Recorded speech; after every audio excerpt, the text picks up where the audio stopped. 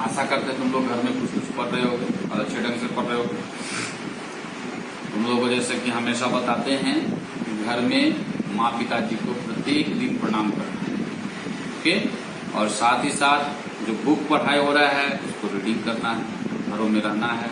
और इस छुट्टियों में किताबों को बढ़िया से पढ़ के समझ के उससे अच्छा नोट्स बनाएं, समझे कि इसमें क्या लिखा हुआ है, ठीक है, ओके। देखते हैं हम लोग आगे जो हम लोग पढ़े थे, इस अध्याय में थोड़ा सा बचा हुआ है ना। ये जो अध्याय तुम्हारा हम लोग पढ़े हैं इसका नाम है भारत, आकार और स्थिति, है ना। इसमें छोटा सा और भाग बचा हुआ है, तो आज हम लोग उसको कंप्लीट करके एक नया चैप्टर चालू करेंगे। भारत के पड़ोसी देश। भारत का दक्षिण एशिया में एक महत्वपूर्ण स्थान, सही बात है। दक्षिण एशिया मतलब एशिया का दक्षिण, आपको फोटो में दिया हुआ है स्थिति में बहुत भारत का अच्छा स्थान है। भारत में 28 राज्य और 7 केंद्र शासित राज्य, अभी कितने हैं? 29, ठीक है।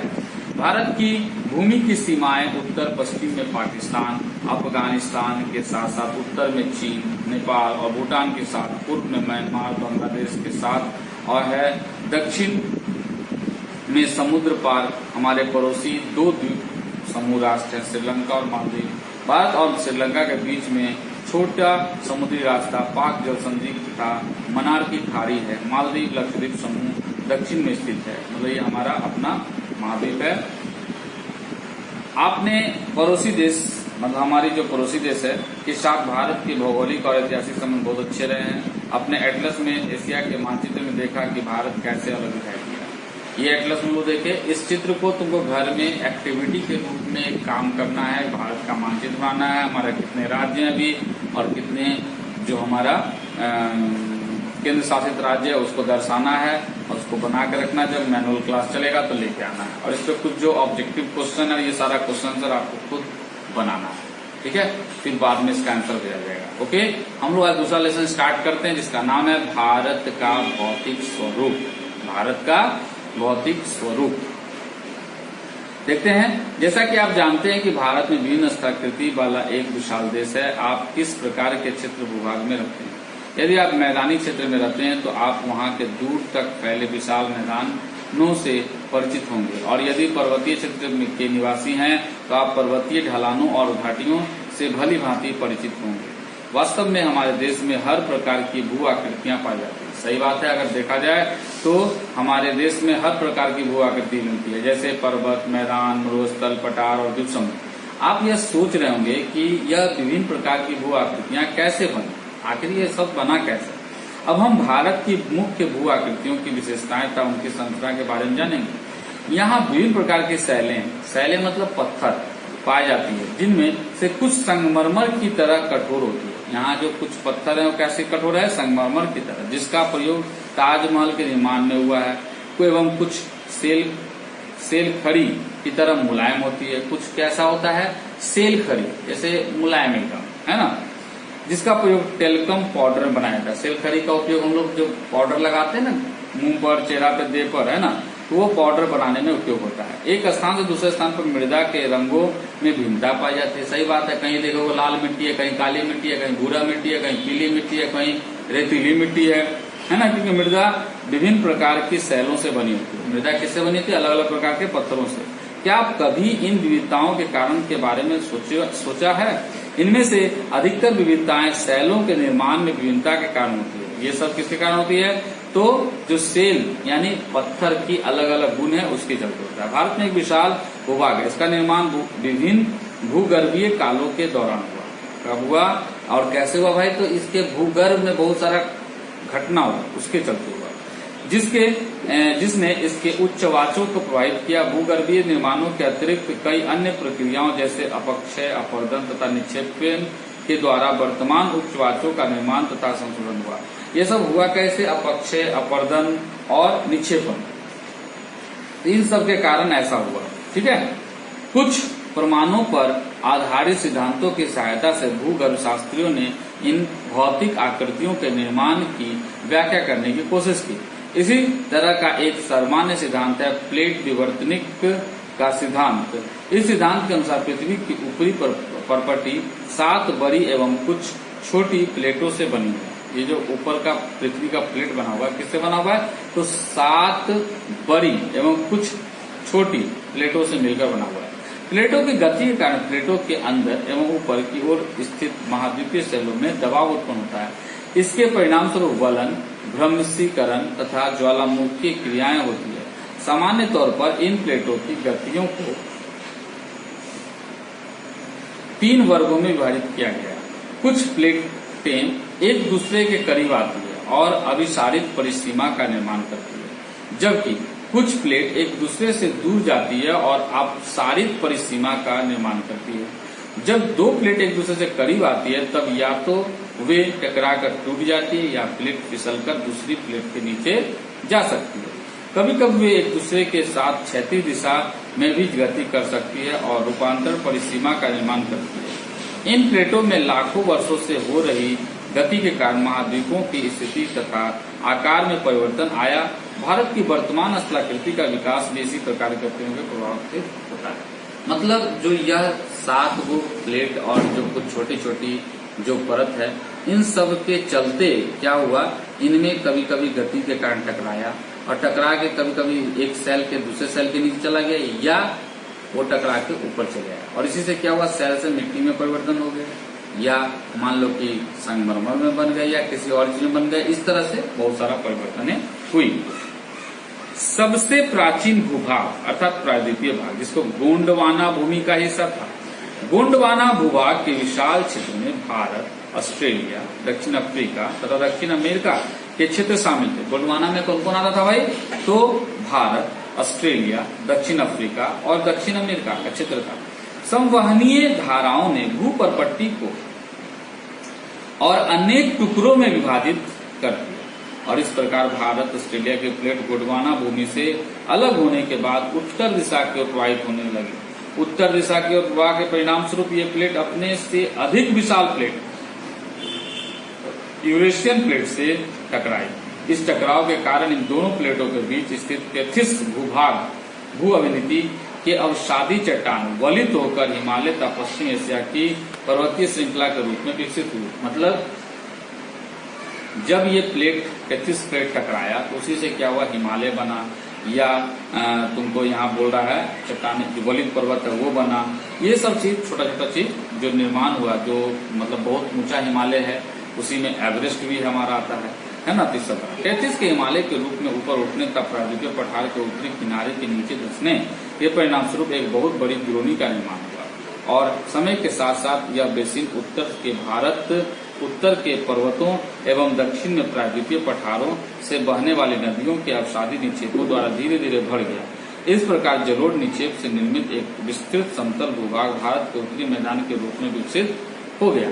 मतलब यह प्लेट उठने के चलते एक तरफ तुम्हारा बहुत बड़ा विशाल पर्वत हो गया, दूसरा तरफ क्या हो गया, द्रोणी बन गया, मतलब गड्ढा। और उस गड्ढे में क्या हो गया, धीरे धीरे नदियों द्वारा पानी आते आते बरसात ये सब में होते होते बड़ा सागर के रूप में हमारा यह बन गया। जलोढ़ का निक्षेप भी बन गया कुछ जगह पे। मतलब जलोढ़ का निक्षेप का मतलब क्या हुआ, जलोढ़ मतलब पानी जो नदियों द्वारा मिट्टी लेकर आया कहीं तो निक्षेप कर दिया, शांत के रूप में वहां पर जाकर जमा हो गया, तो वो सारा का सारा वहां पे मिट्टी मैदानी बन गया। भारत की भूमि बहुत अधिक भौतिक विभिन्नताओं को दर्शाती है। भूगर्भीय तौर पर प्रायद्वीपीय पठार पृथ्वी की सतह का प्राचीनतम भाग है। इसे भूमि का एक बहुत ही स्थिर भाग माना जाता है, परंतु हाल के भूकंपों ने इसे गलत साबित किया। मतलब अभी जो भूकंप बात है उससे पता चलता है कि ऐसा बात ऐसा नहीं है। हिमालय एवं उत्तरी मैदान हाल में बनी स्थलाकृतियां हैं। भूगर्भ वैज्ञानिकों के अनुसार हिमालय पर्वत एक अस्थिर भाग है। हिमालय की पूरी पर्वत श्रृंखला एवं एक युवा स्थलाकृति को दर्शाती है, जिसमें ऊंचे शिखर, गहरी घाटियां तथा तेज बहने वाली नदियां हैं। उत्तरी मैदान जलोढ़ निक्षेपों से बने हैं। प्रायद्वीपीय पठार आग्नेय तथा रूपांतरित शैलों वाली कम ऊंची पहाड़ियों एवं चौड़ी घाटियों से बना है। मतलब यहाँ पे अलग अलग चीज अलग अलग जगह से बना है। जैसे यहाँ बताया गया है कि हिमालय की पूरी पर्वत श्रृंखला एक युवा स्थलाकृति को दर्शाती है, जिसमें ऊंचे शिखर है, गहरी घाटी है और तेज बहने वाली नदियां हैं। उत्तरी मैदान कैसे बना है? जलोढ़ के निक्षेप से। जलोढ़ का निक्षेप पता है तुमको, नदी द्वारा जो बहकर मिट्टी आई उसे जो बना मैदान होगा जलोढ़ मैदान होगा। प्रायद्वीपीय पठार आग्नेय तथा रूपांतरित शैलों से बना है, कम ऊंची और पहाड़ी वाला चौड़ी घाटी से बना हुआ है।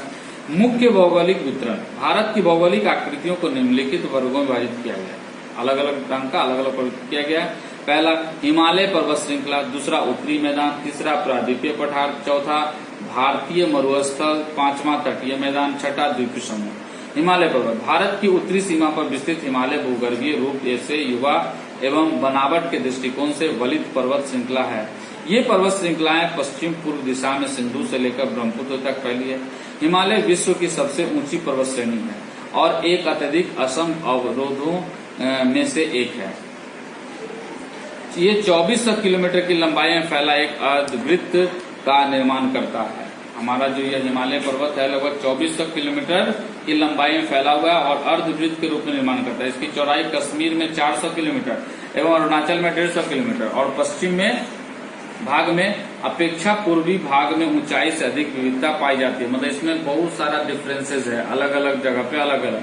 आप अपने पूरे देशांतरीय विस्तार के साथ हिमालय को 3 भागों में बांट सकते हैं। इन श्रृंखलाओं के बीच बहुत अधिक संख्या में घाटियां पाई जाती है। सबसे उत्तरी भाग में स्थित श्रृंखला को महान या आंतरिक हिमालय या हिमाद्री कहते हैं। यह सबसे अधिक सतत श्रृंखला है जिसमें 6000 मीटर की औसत ऊंचाई वाले सर्वाधिक ऊंचे शिखर हैं। इसमें हिमालय के सभी मुख्य शिखर, हिमालय में बहुत सारा क्या है शिखर भाई, माउंट एवरेस्ट नेपाल में है, कंचनजुंगा भारत में है, मकालू नेपाल में है, धौलागिरी नेपाल में है, नंगा पर्वत भारत में है, अन्नपूर्णा पर्वत नेपाल में, नंदा देवी भारत में है, कामेत भारत में है, नामचा बरुआ भारत में है, गुरला मांदता नेपाल में, जिसकी ऊंचाई भी दिया हुआ अलग अलग। महान हिमालय के वलय की प्रकृति असममित है। हिमालय के इस भाग का क्रोड ग्रेनाइट का बना हुआ। हिमालय जिस क्षेत्र में बना हुआ है उसका जो क्रोड है वो किस पत्थर का बना हुआ है, ग्रेनाइट पत्थर का। यह श्रृंखला हमेशा बर्फ से ढकी रहती है और किससे ढकी रहती है हमेशा, तो बर्फ से। हिमानी का प्रवाह होता है और यहाँ से बहुत सारे हिमानी का प्रवाह होता है, मतलब बहुत सारा हिमालय का नदी जैसा निकलता है। हिमाद्री के दक्षिण में स्थित श्रृंखला सबसे अधिक असम में, हिमाद्री का दक्षिण में स्थित जो श्रृंखला है सबसे अधिक कहाँ पे, असम में, एवं हिमाचल का निम्न हिमालय के नाम से जानी जाती है। और इसको क्या जाना जाता है, हिमाचल का जो है निम्न हिमालय के नाम से। इन श्रृंखलाओं का निर्माण मुख्यतः अत्यधिक संपीड़ित तथा अपरिवर्तित शैलों से हुआ है। इनकी ऊंचाई 3700 मीटर से 4500 मीटर के करीब है। औसत चौड़ाई इसकी कितनी है, 50 किलोमीटर, जबकि पीर पंजाब श्रृंखला सबसे लंबी है तथा सबसे महत्वपूर्ण श्रृंखला है। यहाँ पे पीर पंजाब श्रृंखला जो है सबसे महत्वपूर्ण श्रृंखला है। धौलाधर एवं महाभारत श्रृंखला भी महत्वपूर्ण है।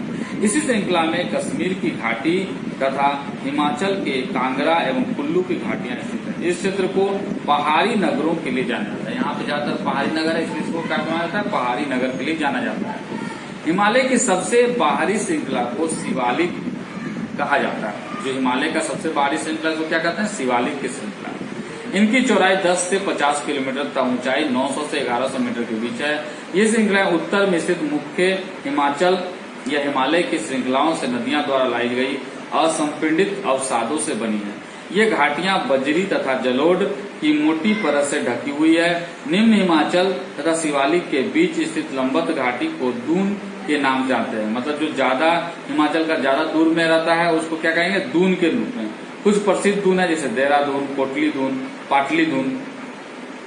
इस उत्तर दक्षिण के अतिरिक्त हिमालय को पश्चिम से पूर्व तक स्थित क्षेत्रों के आधार पर भी विभाजित किया गया। मतलब इसको बांटा गया उत्तर से दक्षिण में और पश्चिम से पूर्व की। इन वर्गीकरण को नदी घाटियों की सीमाओं के आधार पर भी किया गया। इनका जो नदी के आधार पर भी किया गया है।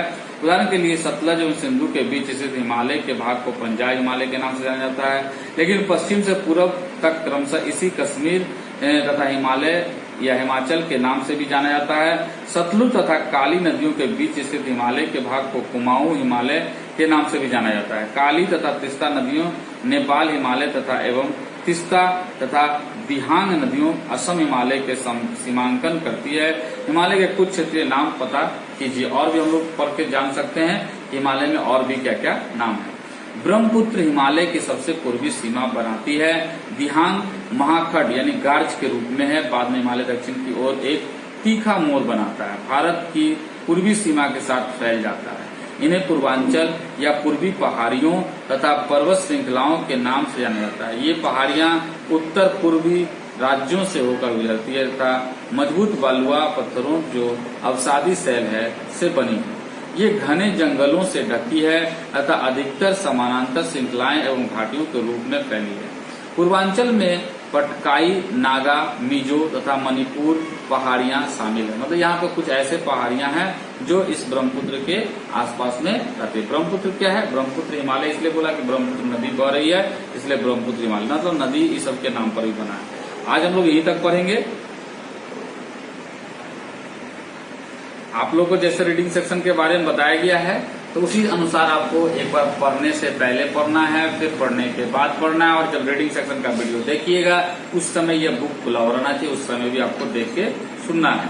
अब इतना पढ़ने के बाद हम लोग क्या करेंगे, इसके आधार पे जो कुछ क्वेश्चन आंसर रहेगा उसको हम लोग क्या करेंगे, सॉल्व करेंगे, अपने रफ कॉपी में लिखेंगे। बाकी आपका जब क्वेश्चन आंसर का हम लोग PDF भेजेंगे या क्वेश्चन आंसर लिखा हुआ फोटो भेजेंगे तो आप उसको फिर कॉपी में बनाएंगे। Okay, bye.